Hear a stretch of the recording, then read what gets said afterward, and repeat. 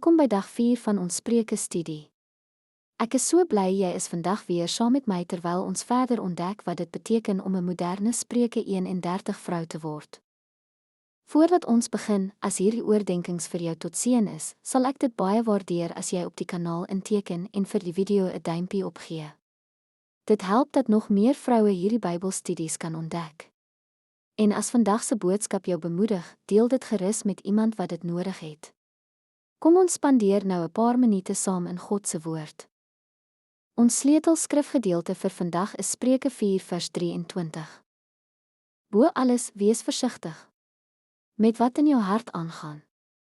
Wat jy dink, bepaal alles wat jy doen. Het jy al ooit daaraan gedink hoeveel invloed jou hart op jou lewe het?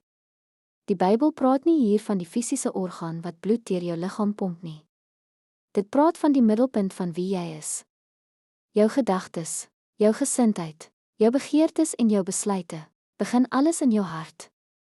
Daarom sê die Spreuke skrywer, bo alles, wees versigtig met wat in jou hart aangaan. Die waarheid is dat dit waarmee ons harte vul, uiteindelik ons lewens vorm. As ons plek maak vir vrees, bitterheid, vergelyking of bekommernis, sal dit later sigbaar word in ons woorde, ons keuses en die manier waarop ons ander mense behandel. Maar wanneer ons harte vul met God se waarheid, sy vrede en sy liefde, begin daardie dinge uitvloei in alles wat ons doen.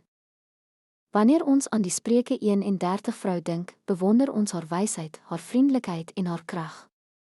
Maar daardie mooi eienskappe het nie sommer van self gebeur nie. Dit het voortgevloei uit 'n hart wat volkome aan die Here behoort het. Sy het nie net probeer om aan die buitekant godvreesend te lyk nie. God het haar van binne af verander.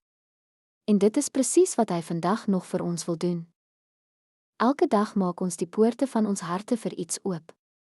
Die gesprekke waarna ons luister, die boeke wat ons lees, die programme waarna ons kyk, die stemme waarna ons luister en selfs die gedagtes waarop ons bly fokus, vorm stadig maar seker die mense wat ons besig is om te word.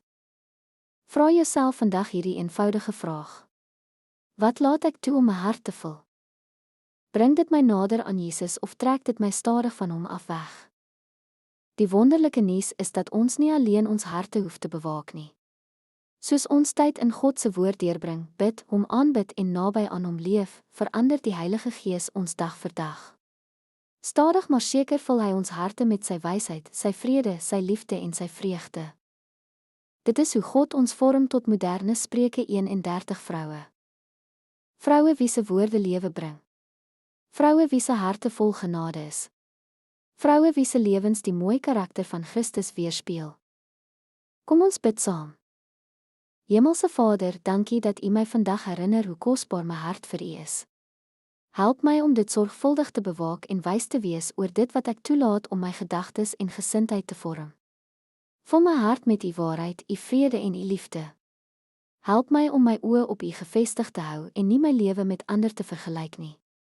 Hou aan om my van binne af te verander totdat my lewe U wysheid en U goedheid weerspieël in alles wat ek doen. Ek bid dit in Jesus se kosbare naam. Amen. Baie dankie dat jy vandag saam geluister het. Ek sien jou môre vir dag 5, waar ons weer saam God se wysheid ontdek, een hoofstuk op 'n slag.